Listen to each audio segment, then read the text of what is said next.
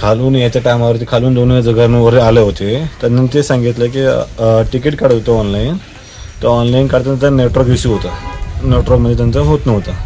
मग त्यांना आमचं गार्ड होते ते त्यांना सांगितलं की सर ऑनलाईनच्या ज्या स्कॅनरचा फोटो काढा आणि येत्यावर नेटवर्क समोर नेटवर्क मिळणार तुम्हाला. तर ऑनलाईन पे झाले की मला इथं दाखवून द्या, तिकीट तुमच्या मोबाईलमध्ये येतोच.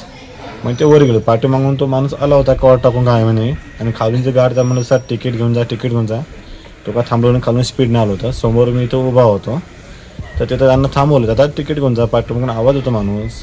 तर तो मला बोललं की सर मी एक्सरसाइज करतोय, जाताना तुम्हाला तिकीटचा पैसा पे करून देतो आणि जाताना तिकीट घेऊन जातो म्हणे. मी एक्सरसाइज करतो म्हणे. मी लगेच खाली येऊन तुम्हाला पे करणार.